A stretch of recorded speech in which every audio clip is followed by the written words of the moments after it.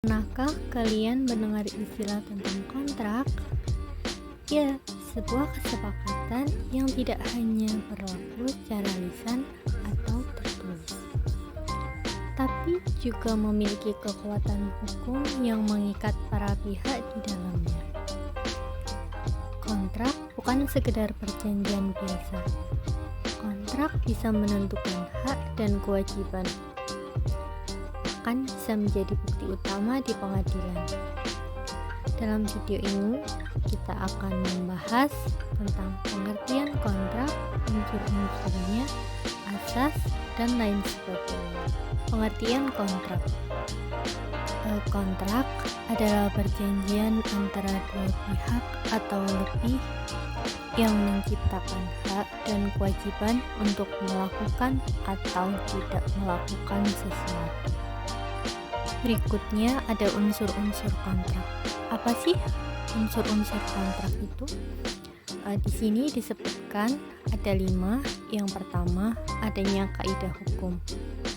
Jadi adanya kaidah hukum ini bisa berupa aturan yang tertulis seperti undang-undang atau yang tidak tertulis seperti kebiasaan. Dan yang kedua, ada subjek hukum. Subjek hukum ini adalah orang-orang yang terlibat di dalam kontrak.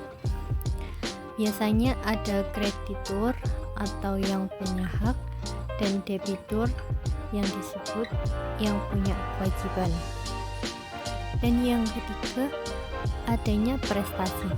Adanya prestasi di sini adalah apa yang harus dilakukan oleh debitur. Misalnya memberikan barang atau jasa. Dan ada kesepakatan. Kesepakatan ini penting karena tanpa kesepakatan kontrak tidak sah. Jadi semua pihak harus setuju dengan isi kontraknya. Dan yang terakhir, kelima, adanya akibat hukum. Akibat hukum di sini setelah kontrak ditandatangani muncul hak dan kewajiban yang harus dipatuhi.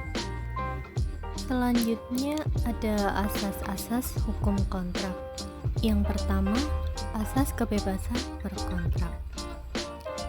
Jadi, kita bebas bikin kontrak apapun yang kita mau, asal tidak melanggar hukum ataupun norma yang ada. Yang kedua, asas konsensualisme. Artinya, semua pihak harus setuju. Jika ada yang tidak setuju, maka kontraknya dianggap tidak sah. Yang ketiga, kepastian hukum. Jadi kontrak itu punya kekuatan hukum, harus dipatuhi. Yang keempat, itikat baik. Semua pihak harus jujur dan saling percaya saat menjalankan kontrak. Yang kelima, ada asas kepribadian. Kontrak hanya mengikat orang-orang yang terlibat, jadi tidak ada pihak lain yang bisa ikut campur. Syarat-syarat sahnya kontrak.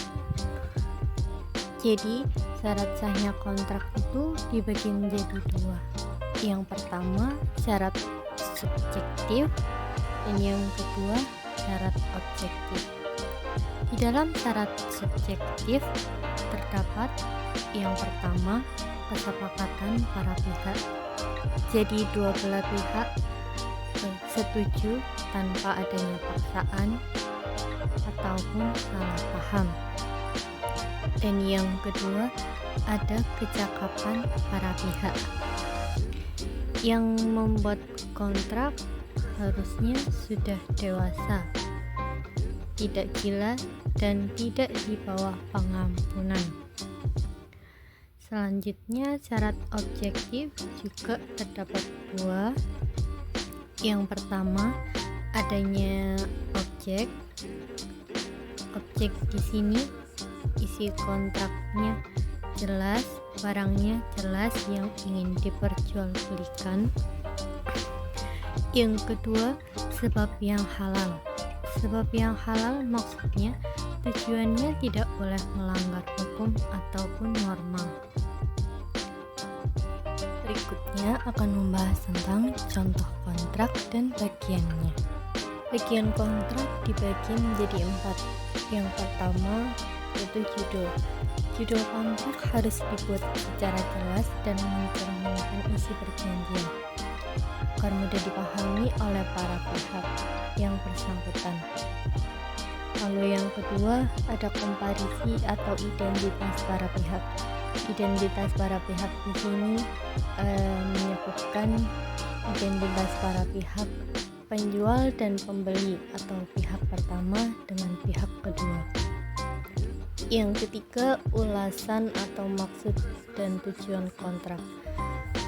Ulasan sini menjelaskan tentang latar belakang, alasan dibuatnya kontrak serta tujuan yang ingin dicapai oleh para pihak.